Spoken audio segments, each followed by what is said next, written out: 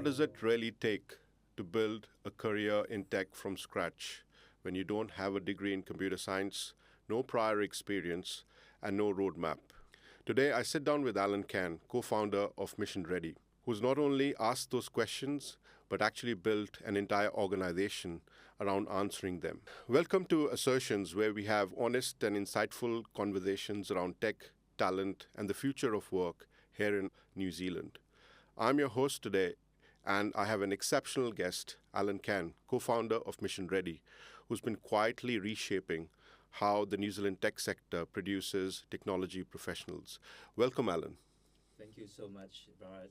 Thank you for inviting me here. Absolutely, it's a pleasure to have you here. So, Alan, for the benefit of our listeners who may not know you, probably it's good for them to know a little bit about you. So, let's start at the very beginning. Right. Yes. Where do I start? At the beginning, I would say I started writing code when I was 8 years old. A little bit young for most, especially back in the 1980s, which is when I really started having my hands on to a keyboard.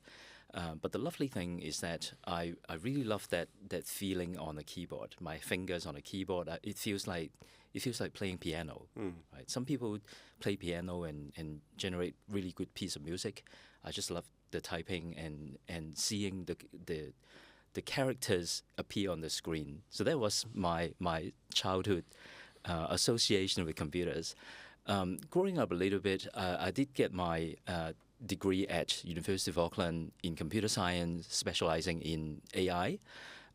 Back then, AI was a really simple thing that no one talks about. The AI back then was dumb, I would say. Definitely not as smart as whatever models, large language models that we have today.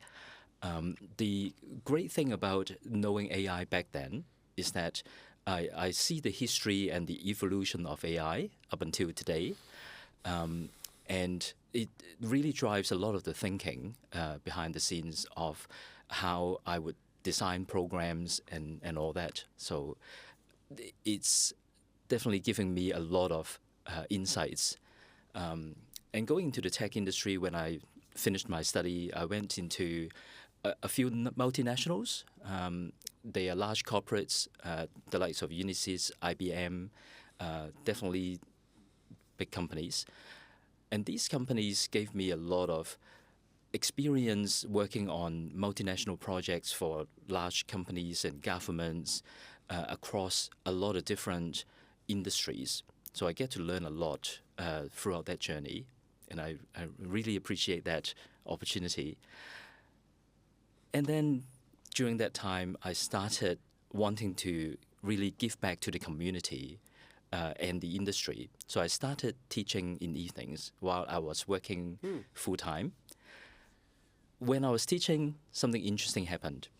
I got handed this 15-euro textbook for an IT course. And you can imagine that for an IT course, 15-euro textbook is pretty old.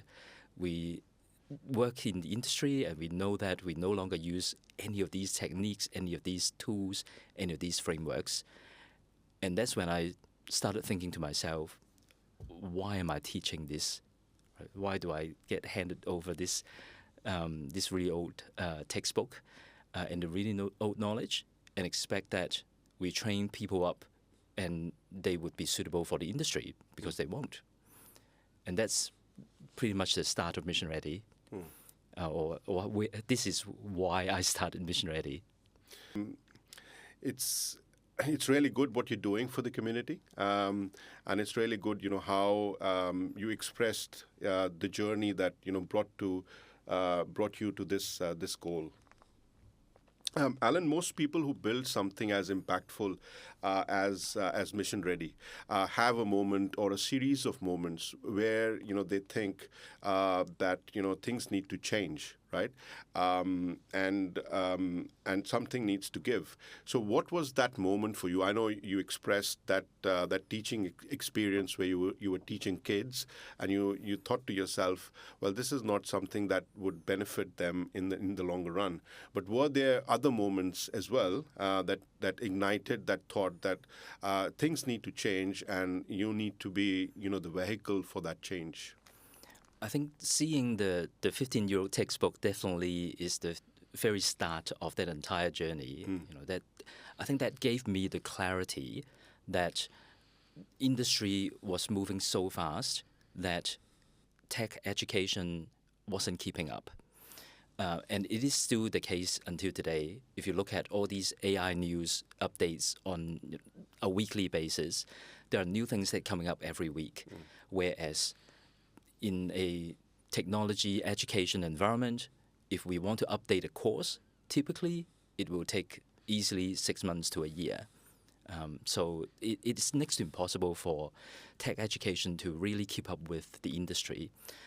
And that's where I find that it is definitely a good gap in the market, and also a good opportunity to give back to the community, where we can come up with a program that really streamlines everything and just teach people the absolute, I guess, the bare minimum knowledge that they will need, plus a little bit extra that will help them to get their job done and get them working smoothly in the industry from day one, and package that as something that's an accelerator that really helps people to go into the industry and hit the ground running.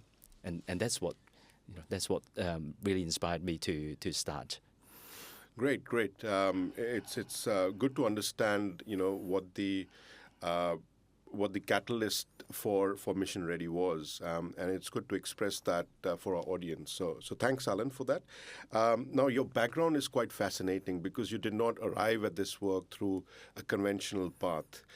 Tell us about your journey, and also about how technology became the thread that ran through it all. I started from university, so I did do my computer science degree and AI education. Since then, I worked in multinationals, and it gave me a good background on how the industry actually works. The upcoming is kind of conventional because it came from traditional education, which was required at that time. Without a computer science degree, it is pretty hard to get into the tech industry.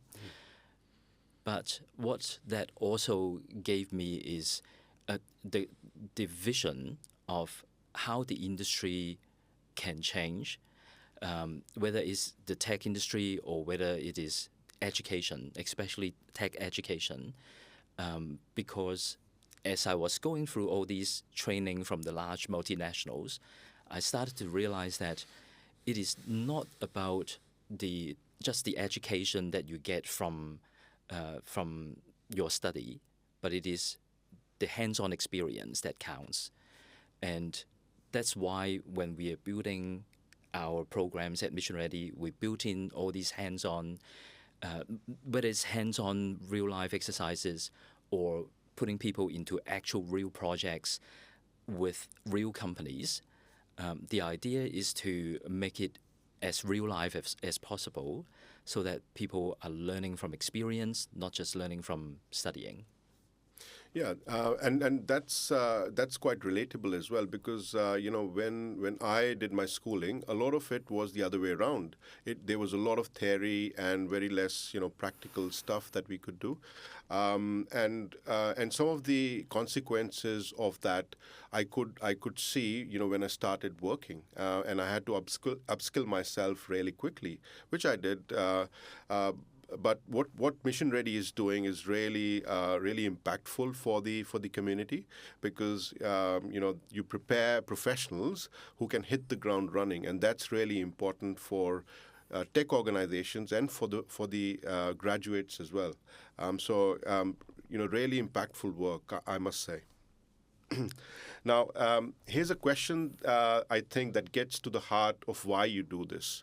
Now, when you see somebody who's really skillful, who's really diligent, and who has a lot of talent, but the system has told them that they can't get there. Now, what does it do to you personally? It frustrates me. I'll tell you a story. About 10 years ago, I was still teaching at a tertiary institute. Haven't started Mission Ready yet. And there was one day when I went to a supermarket, and I saw this lady at the supermarket checkout counter. She's helping me with checking out. And all of a sudden, she said to me, "Do you recognize me?" I was like, "Oh yeah, you were in my class last year." And we obviously chit-chatted a little bit, and she expressed that she was having trouble finding jobs, and she has already at that time completed a degree in IT. So that definitely prompts me to think, what a waste of talent, because we trained all these people up, and they have all these talents that they can contribute to the tech industry, but the tech industry just haven't really got a space for them, or at least they were told so. So it does frustrate me. And now I think I turned that frustration into something more productive, which is definitely making sure that as a primary goal, Mission Ready wants to get as many people that we train up into employment as possible. And would that translate into things like training in multinationals before people can work in the tech sector? Is that part of the package for the graduates? They definitely learn a lot of different skills that are applicable to both startups and multinationals. I think these days we start to see a lot more startups hiring at a fast rate, just as fast as multinationals. So So these days we train people up to be suitable for both pathways effectively. So for example, instead of just talking about large, heavy processes, we also talk about AI first processes. How we start from AI doing a draft, and then we edit and make sure that it is having the right guardrails, etc., as opposed to just the traditional waterfall or even agile way of working. So you've built that into your courses and your programs, and that's really heartening to hear.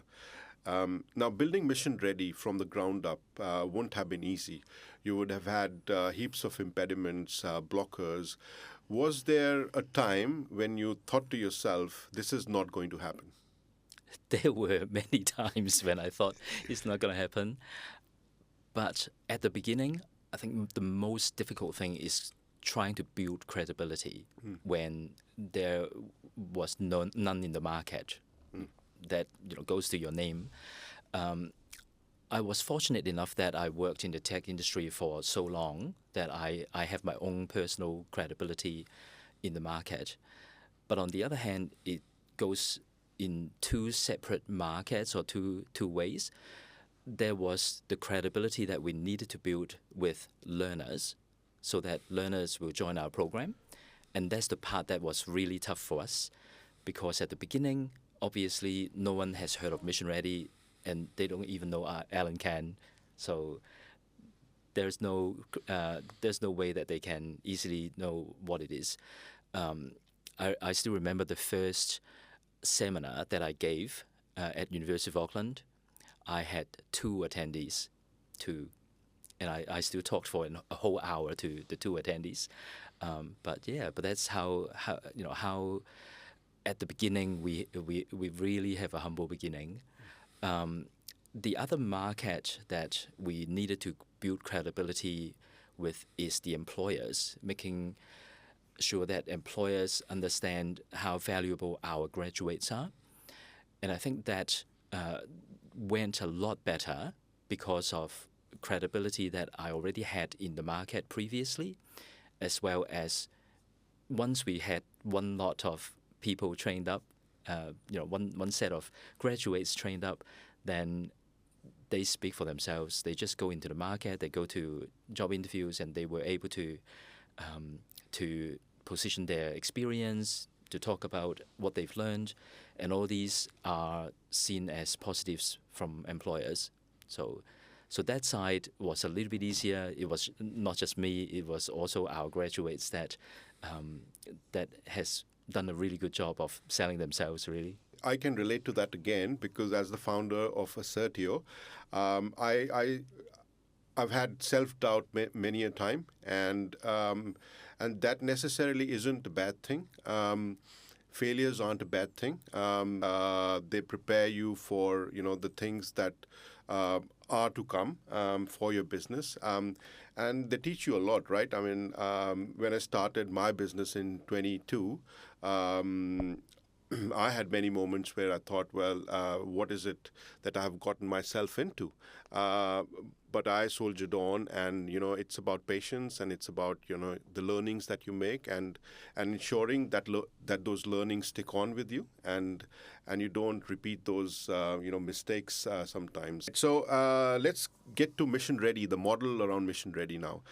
For those listeners who don't know about Mission Ready. What is Mission Ready, and who does it serve? I always call it an accelerator, right? A tech career accelerator.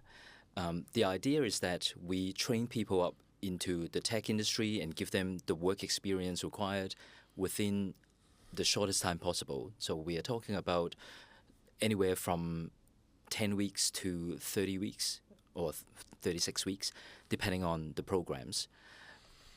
And one of the differentiator or how we are different is that we keep up with the industry, so you can be sure that everything you learn is up to date and what employers are actually looking for currently.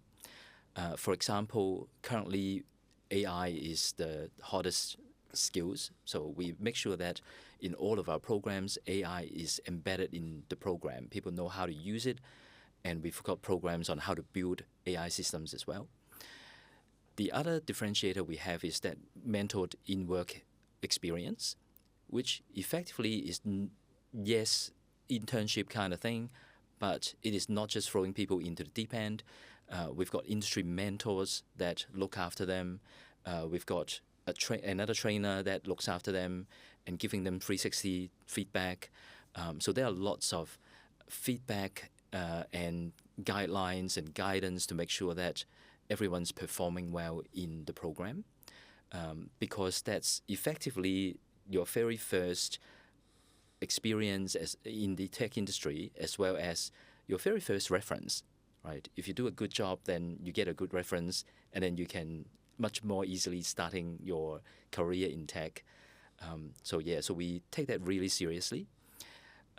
And another differentiator we have is the way we work. We really care about our candidates. For example, when our candidates got a job halfway through a program, we all celebrate. We don't think too much about, oh, you're not completing our program or that sort of thing, because ultimately all of our team members know that our objective or our target is to help everyone to get into the tech industry, into a job. So if someone gets a job, we'll all celebrate.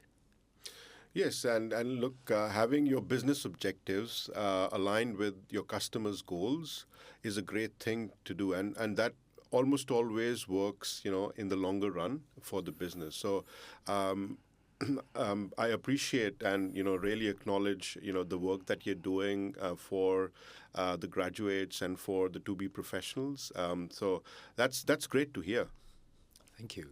Yeah, Now, just like to add that the target market or the people that we want to help, there are a wide range of people that we can help with. In the past, we have trained career changes.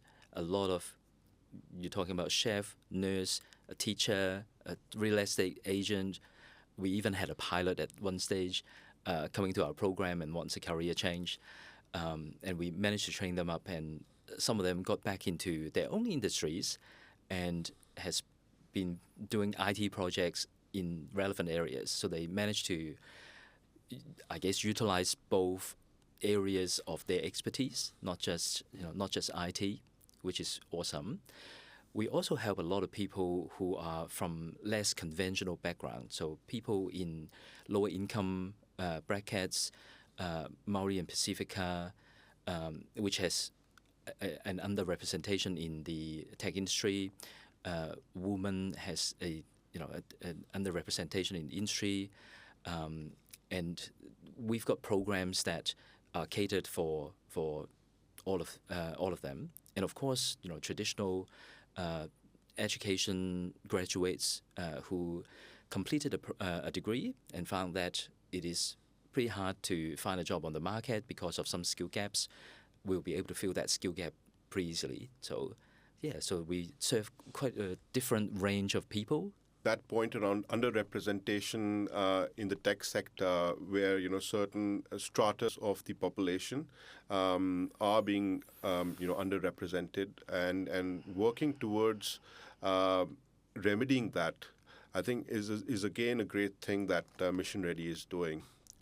There's a question that many people are quietly asking: if universities and polytechniques have been churning graduates and postgraduates for decades, why is there still such a skills gap in the industry?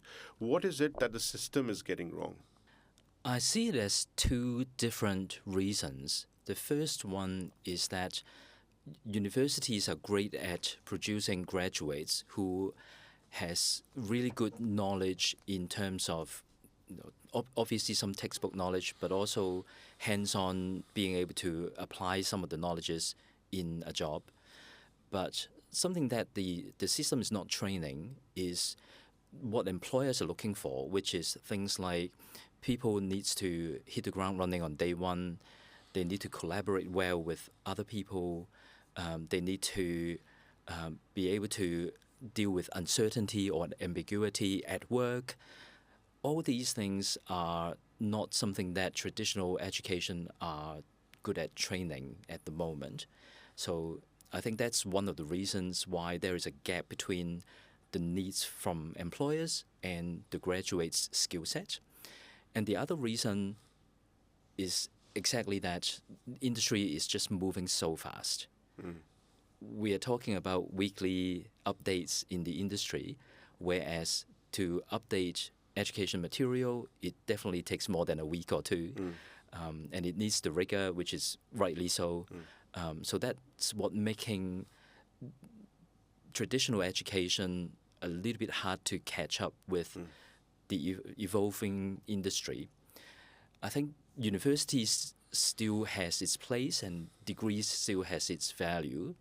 Personally, I learned a lot from my study at university.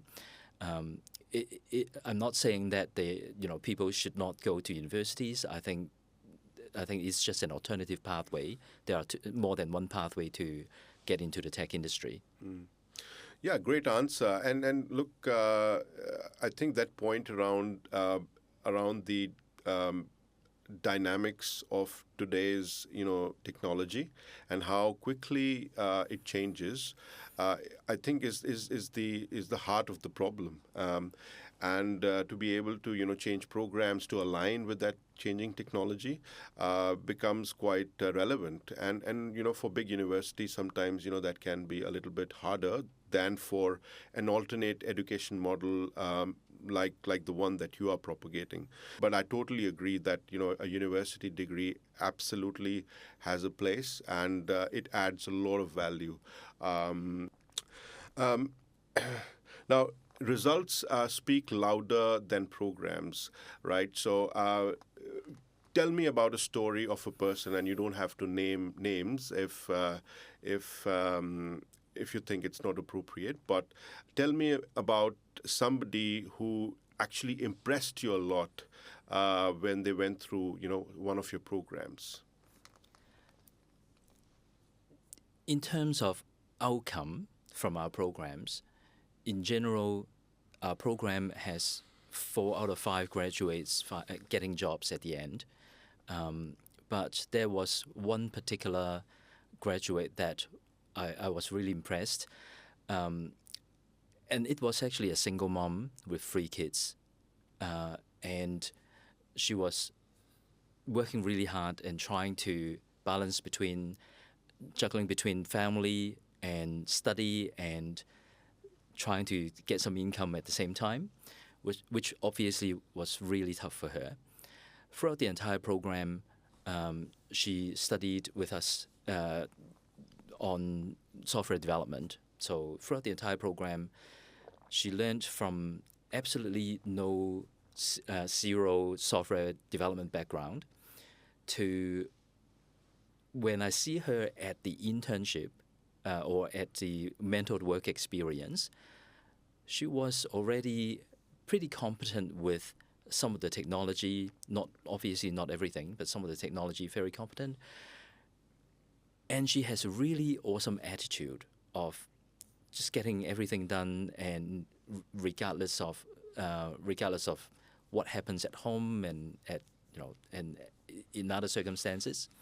So the grit there is phenomenal. And she did so well that after the mentored work experience, she ended up getting hired pretty much straight away, I think within 2 weeks, not by the company that she worked for, but by the mentor that mentored her. Because the mentor, I'm pretty sure he will agree with me, she is just too good to miss. So the mentor ended up finding a way to hire her, which at the beginning no one has planned for. And these sort of results happen to us from time to time. Statistically, 1 in 5 projects that we run, we see either our mentor or our project sponsor actually hiring the person that worked for them in that in that mentored in-work experience. Great. I mean, that's a pretty inspiring story with all that was going in the personal life. I think it's a really inspiring story, and you must be really encouraged to see some of these stories pop up every now and then. Yes, indeed. We always celebrate any of our candidates' success. So whenever one of our graduates manage to get a job, we'll send a message to the whole team and we will rejoice for them. And I think for the story that I talked about in particular, obviously she was very, very impressive in terms of her work ethics as well as her ability. But what also struck me was how it changed her life completely. She's now able to have a job that sustained her family without leaving home. Basically, she was working remotely from home, and she get a reasonably good job that pays her well, and she was able to have a better work-life balance. It changes the life of the whole family, not just one person. It does, and the impact is far-reaching, and from an economic perspective, and even from a social perspective, because you have one less person that the system has to worry about, and they can be self-sufficient. So, like I said, I mean that's an absolutely inspiring story, and I'm sure people who are listening will get some positive encouragement from that. One of the toughest things for an alternate education model like Mission Ready is to gain credibility.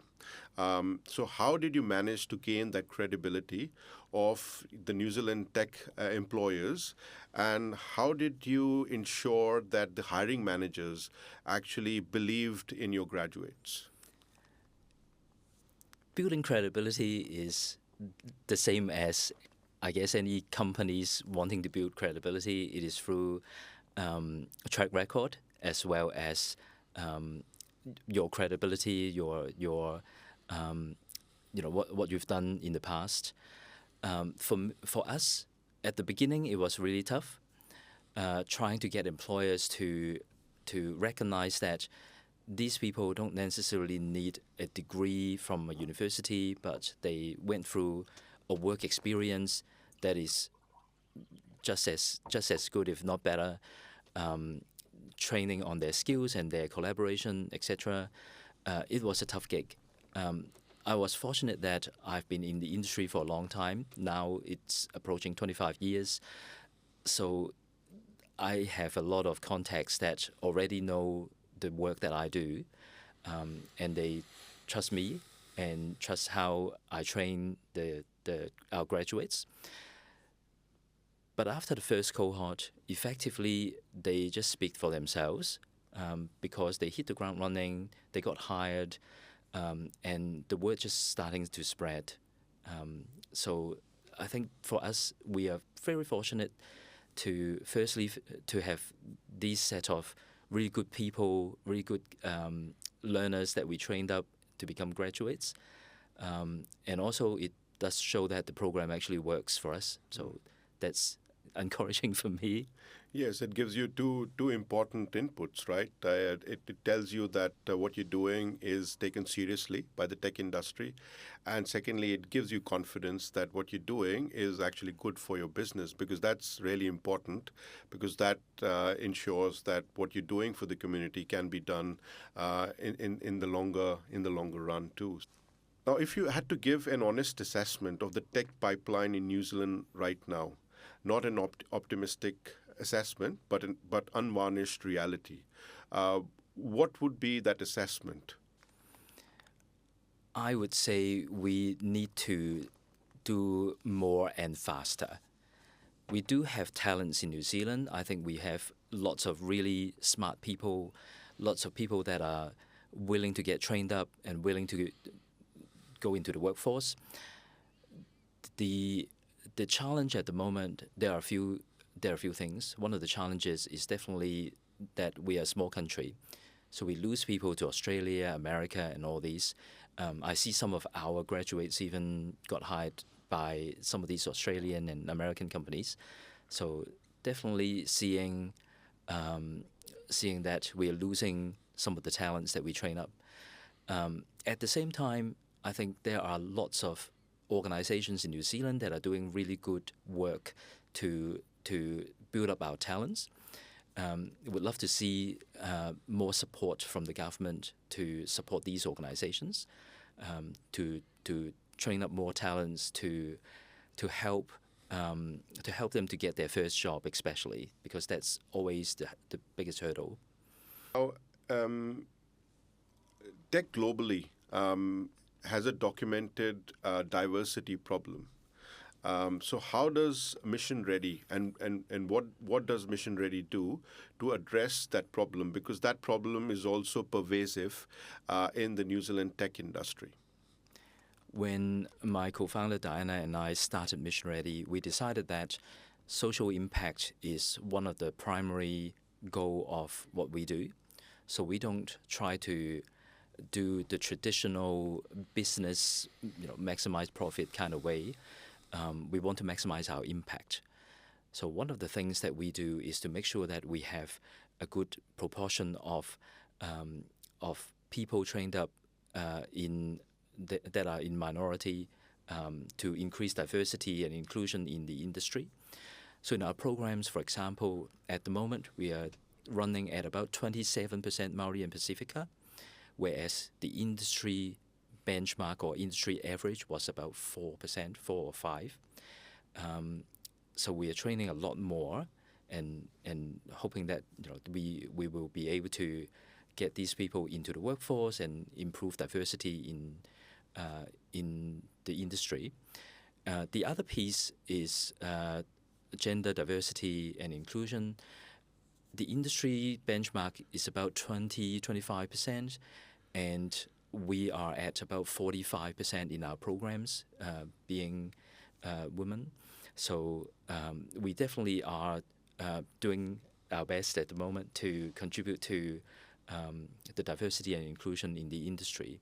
And we would love employers to do this with us and actually hire these these people who would actually give them really good value by giving them all these diverse perspectives on any issues, because we all know that if we try to hire everyone of the same thinking, then we're missing out a lot. So yeah, so definitely encouraging employers to also do this, and there are a lot of really good employers that are already doing this. And that has a very positive social impact too.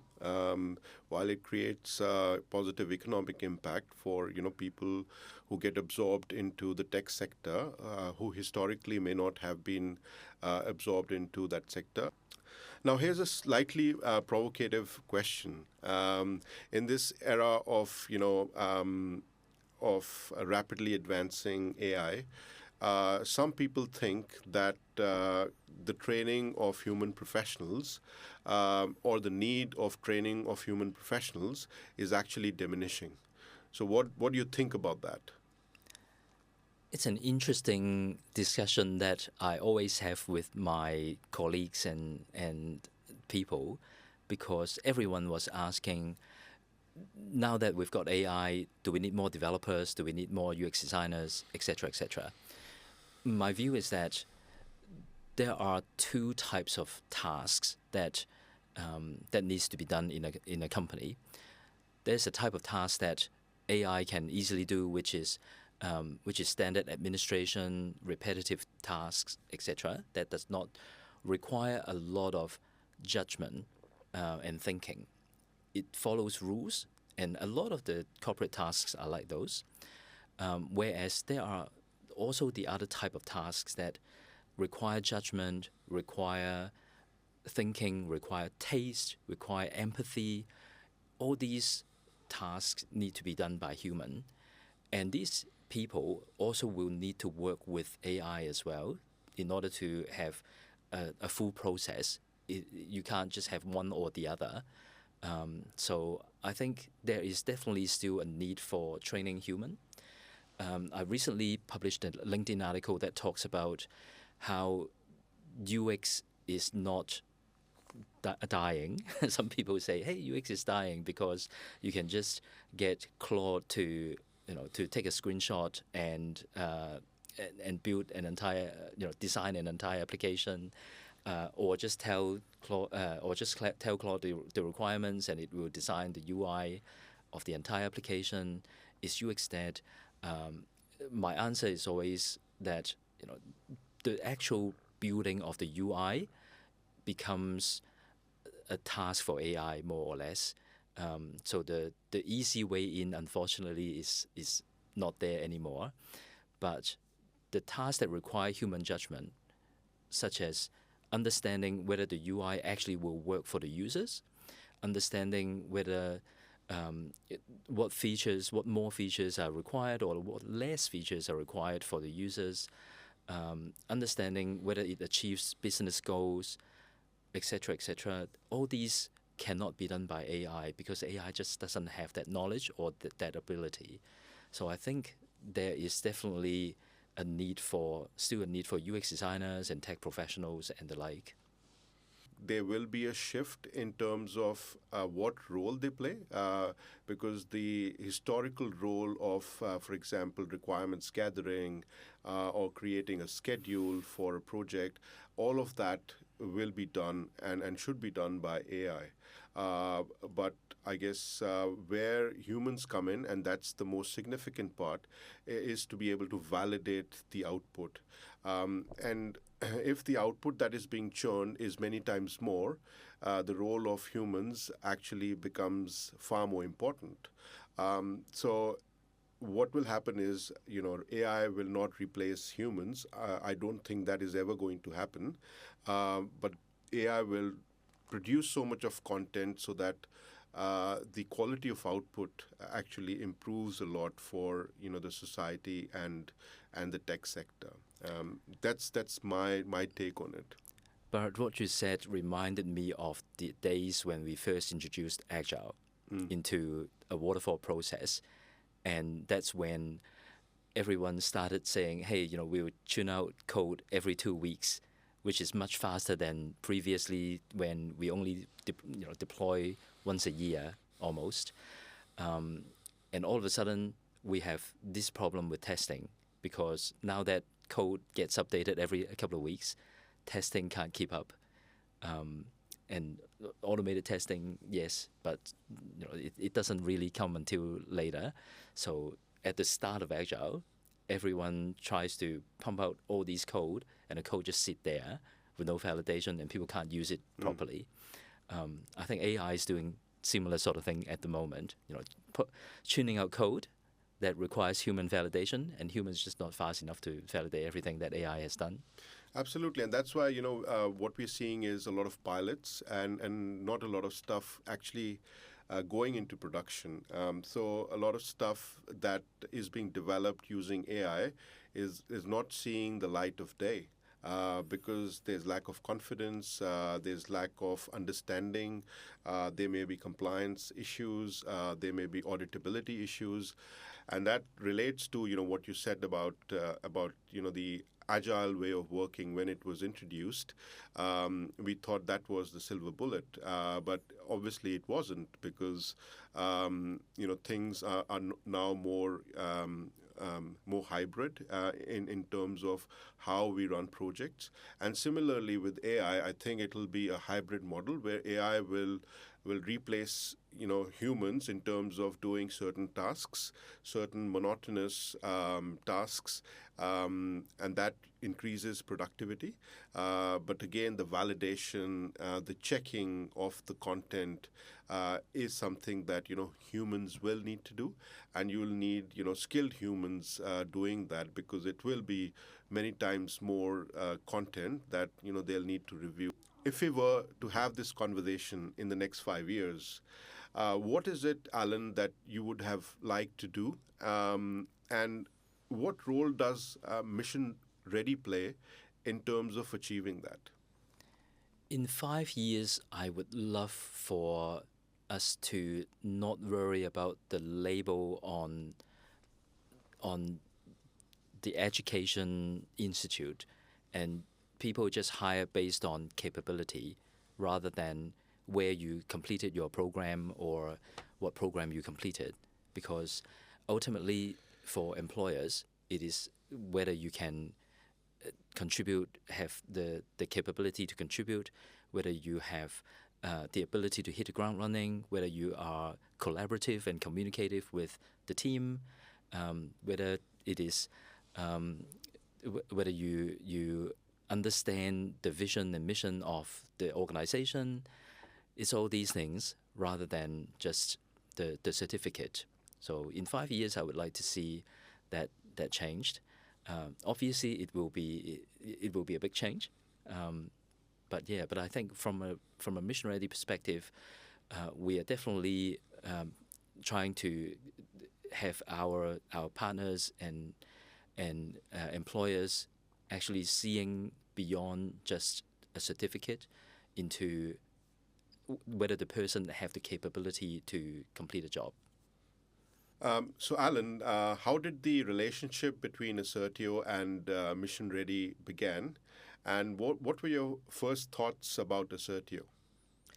Bharat, you and I connected last year again after many years of knowing each other for many years, but not having, I guess, the capacity to connect too much.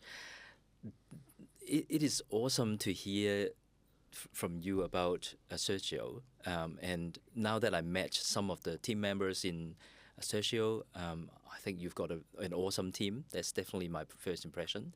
The work that they've done, which I was fortunate enough to see some of it, I think the work that you guys have done is of really high standard, really thoughtful behind how the technology would work for businesses. So yeah, that's my first impression. Great, great, and it's always good to hear some good feedback from our customers and otherwise too, because both of those things help us grow and help us improve what we do for our customers. So thanks, Alan, for that feedback. Now, how does collaboration, or what does collaboration look like on the ground for yourself and for Mission Ready, and what has Assertio done over the last few months that has been impactful for your students or your employees? Yeah, Assertio has helped us with building an AI tutor, which effectively helps our learners to get access to help pretty much 24/7. That is definitely very impactful for both our learners as well as our staff team, because honestly, I'm not expecting our staff team to work in the midnight or at 2 a.m. That's when AI tutor would be very helpful. Definitely not trying to replace people with technology in this instance, but trying to augment them by saying, we've got our staff hours, and outside of the staff hours, then we've got this AI tutor that can help. And it's been looking great. That's the real benefit of AI, increasing productivity, right? I mean, that's what it's set out to achieve for your organization, and it's great to hear that it's having some impact. That's always encouraging to hear. Now, before I let you go, there's a rapid fire round, so I'm going to ask you some quick questions, and let's see what you come back with. So. The one skill every aspiring tech professional should develop before anything else. Ooh, can I say two skills? I would say the best one would be learn how to learn. As a tech professional, it has been in my 25 years of experience. You need to learn how to learn. You need to grow with the industry. But if I have to pick a very, very close second, it would be collaboration skills. I agree with you. Collaboration is really important. Absolutely. So, the biggest myth about working in tech. Most people believe working in tech means you've got to be really good with technology, you've got to write code and all these. And one of the things that we try to do is to say, no, actually, there are a lot of different types of roles in the tech industry. Some of them don't necessarily require people to write code. In fact, most of them probably don't. So, yeah, we need different types of people in the tech industry. Absolutely, and that talks to the diversity conversation that we had earlier. So we do need to have various kinds of people with various skills, and that makes it interesting, right? Now, one piece of advice you wish someone had given you at the start of your career. Be courageous, just go for whatever you think is right. I would definitely benefit from that piece of advice. I learned that over time. Started off being really cautious and all that, and then later on discovered that, hey, actually, if you just live your life and do what you believe is right, then you have supporters. If Mission Ready didn't exist, what would you be doing? I would probably still start something like Mission Ready, knowing that there is a gap between tech industry and tech education. But if I absolutely can't do that, I'll probably be working on agentic AI and building systems where AI will be able to do a lot of different things and interface with people. Good. So you'll be doing something similar. Yes. Yeah. Yeah. And finally, what does ready actually mean to you? This is an interesting question. What does ready mean to me? Ready to me means that you are prepared to go into a situation, and whether you succeed or you learn, and you feel like you're not going to fail. That's what ready means to me. So go into a situation, either succeed or fail, but either succeed or you learn, but you won't feel like you fail. Great, great. Alan, this has been a genuinely fascinating conversation, and the work that you and Mission Ready is doing is not only beneficial for the tech professionals, but for the larger society within New Zealand. So, thank you for coming on the show, and it was great having you here. To our listeners, if today's conversation sparked something in you, if you're looking for a better pipeline, if you're interested in where the country is headed in terms of technology, I encourage you to have a look at missionreadyhq.com. There are some wonderful courses that will definitely be impactful. So until next time, stay curious, stay honest, and keep building.